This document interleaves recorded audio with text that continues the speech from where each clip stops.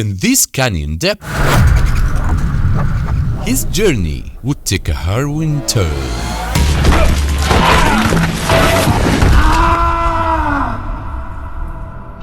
In the remote and rugged wilderness of southeastern Utah, USA, stands Bluejohn Canyon. Despite its natural beauty, the canyon can be treacherous, with unpredictable weather and limited access, making it both a thrilling and perilous destination for adventurers like Aron Ralston, who was a frequent visitor to it.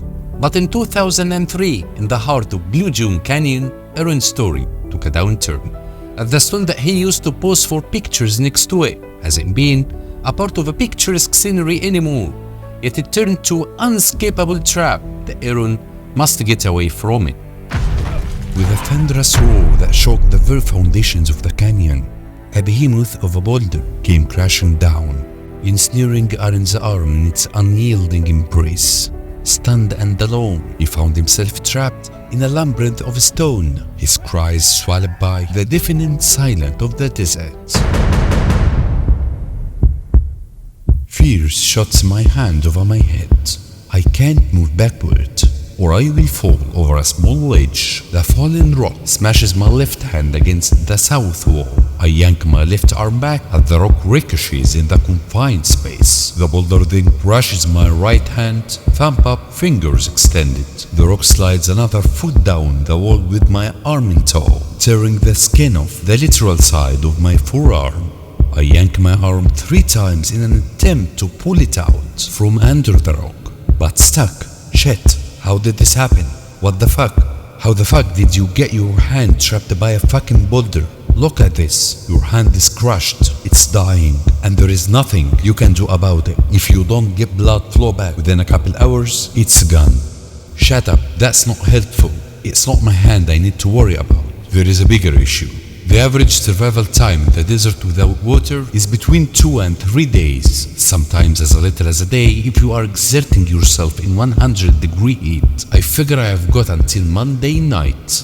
Aron was an extraordinary man. As they stared tonight, he embarked on a self-discovery journey that would test his limits of courage and resilience. Instead of unbeneficial overthinking, solely-handed, he laid his belongings on the rock, trying to change the game. He decided to work on the first option, chipping the rock away, drawing out his multi-blade tool as he unfolded the longer of the 2 blades. His first attempt to saw into the boulder barely scuffed the rock. He tried on and on, pressing harder, but the back of the knife handle indented his forefinger much more than cutting the rock. A breeze was blowing down canyon, flicking sand over the ledge above him and into his face. He bowed his head, and the brim of his baseball cap kept most of the dust out his eyes, even though he felt the grit on his contacts. Over time, he realized that the best way to conserve his energy is to construct a seat, using his harness and a piece of climbing gear to create something that can hold his weight. His first dozen tries fell short. Eventually, it worked.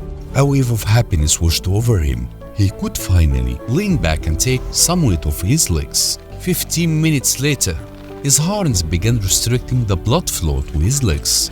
He alternatively stand and sit. The thrilling achievement has ignited his aspiration to utilize it to rescue himself. Establishing a better anchor can be used as a rigging system to try moving the boulder. After many endeavors to move the rock, nothing was helping at all. Stress turned into pessimism. Without enough water to it for rescue, without a peg to crack the boulder, without a rigging system to lift it, he has one course of action. When it comes to life, anything to survive against all odds is permitted. After his failure to break the massive rock, he had to approach another direction. Stay tuned for the next episode.